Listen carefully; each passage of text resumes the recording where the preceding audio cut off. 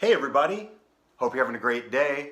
Welcome to the second half of the semester and welcome to our first YouTube video for drawing. Let's get started.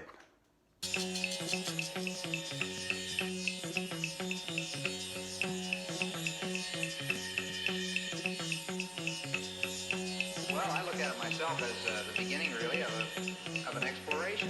That's the reason we're exploring. You don't know what you'll run into on an exploration. What the sky looks like, what the stars look like. Do they still twinkle, or are they a steady light when you get outside the atmosphere?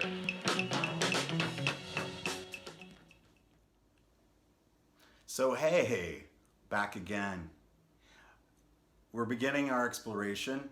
We're kicking it back to drawing and all the games that we play when we draw.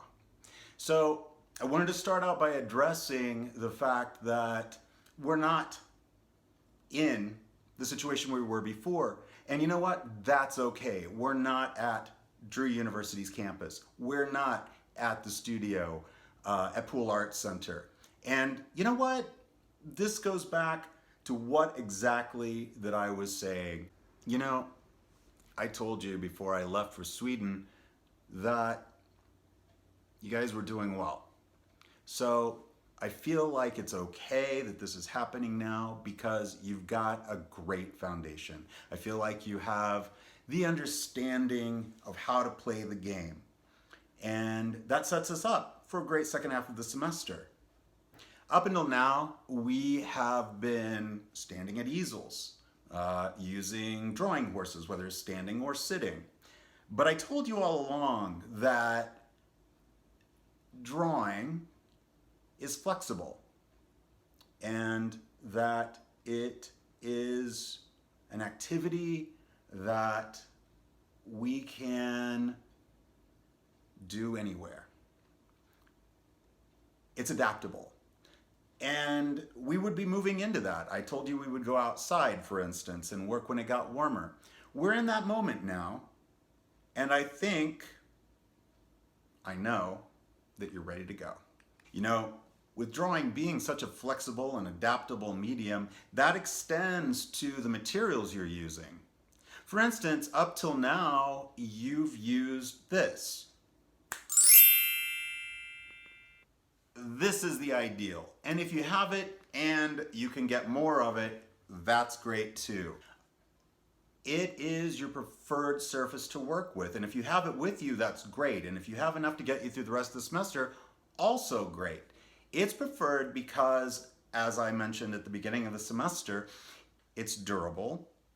The surface takes a variety of media really well. Plus, it's really erasable. So that's pretty great. So your Strathmore and your little guy, your little sketchbook, those are wonderful to have. And if you've got them with you, like I said, super. However, some of you may be in a situation where you didn't bring your stuff home with you for one reason or another. Maybe you were traveling, maybe it was any number of reasons. You couldn't get back to school after the announcement went out, and that's cool. So what do we do then? What if I don't have that stuff with me? What if I don't have the good paper with me?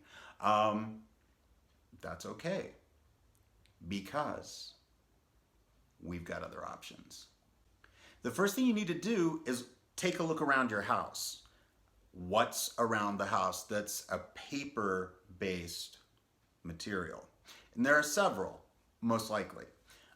If you need them, these are the suggestions. I would say first stop is to check out if there's a printer in the house. Probably you have regular blank typing paper. That can be used with where we're going.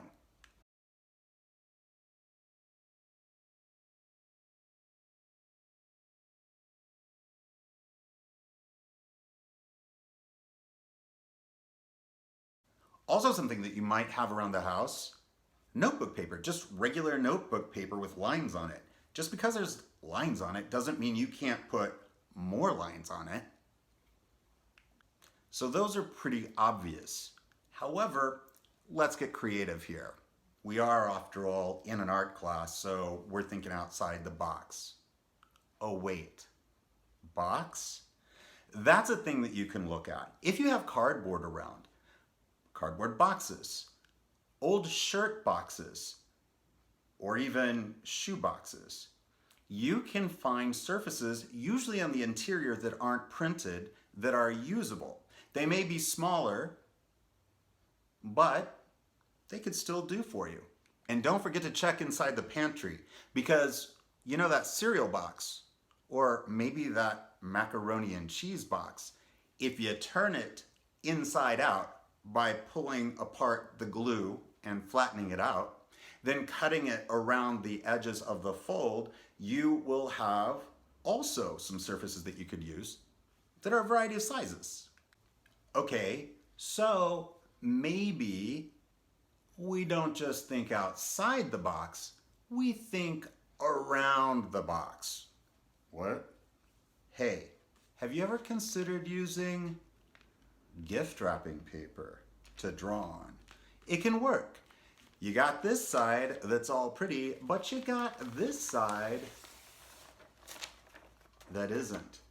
And it's good to go. All you have to do is cut it, tape it down to a board of some kind, cardboard, drawing board, you name it, and you're good to go. Word of caution about that: it won't take all materials because it's usually slick, but we're going to be using pens, and some of those pens can be Sharpie pens. That can work too. Even better, if you have something like this, it's wrapping paper, but it's just plain old brown craft paper. That's fantastic, and it'll work. And speaking of brown paper, what about a brown paper bag from the store? Usually the grocery store. You know, this guy. He's good to go. All you have to do is cut him around the edge, and you got it. What about this side? Well, if you cut him and use the inside, you're also good to go. Hey, and don't forget, white paper works too with the bags. In fact, yes, it's printed on both sides, but again, just like the brown paper bag, that inside's blank, and you can use it. So it doesn't just stop with paper, right? Because, you gotta make marks on the paper, am I right? So we've been using charcoal, vine charcoal, and Conte. So if you have those, you're good. And if you have those, you probably have the rest of your supplies, which would be the drawing pencils, the pens, etc. that we asked for. But if you don't, for whatever reason, or you run out, what do you do? Well, it's fairly easy. Even if you don't have your Conte and your charcoal, you can find the other stuff. You can look around the house, find any and all pencils that you can. Also, find all kinds of markers and pens. Some will work better than others, and you're not gonna know until you try. But you probably got someone lying around, maybe in a drawer, or in a desk, or maybe in a backpack. Who knows? But gather all those up, because you can use them. So I wanna back it up just a minute. The charcoal and the Conte, you might have them. So you're probably working at home. If you're working inside, I think you probably don't want to use the vine charcoal. You know why. Well, and just as a reminder, dust everywhere, broken charcoal everywhere. So using that, go outside with that and you won't make a mess in the house. The Conte's fine inside. It really doesn't cause any dust. It doesn't really make a mess. But the vine charcoal, you want to take that outside. You're probably going to be working outside anyway. I have a feeling it's in your future. Speaking of pens and pencils, there's a video that's going to come your way pretty soon that will give you the introduction to how to use these guys. Wait for it. I have my own drawing board. Maybe you do too. Or maybe you borrowed one from class. That's great. But if you don't have one and you need to give something substantial to your drawing pad or the surface that you're drawing on, no matter what it is, you might consider this. Yeah, I know it's an odd shaped cardboard box, but it can work. if you have something like that. If you don't, maybe you try something like this.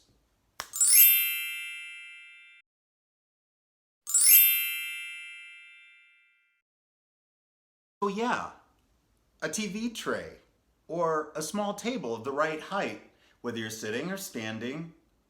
Also, an ironing board. Why not? Just give yourself something that's workable and something that's comfortable. So that's my video for materials. I understand you might not have what you need, and that's okay. We're gonna make it work. There are options, and maybe you have an idea that I didn't even think of that can work for you. So that's it. That wraps up our first video for drawing. I hope you enjoyed it. I hope it was informative. And hey, let's get ready to play. Drawing time's about ready to begin. Are you ready? I think you are.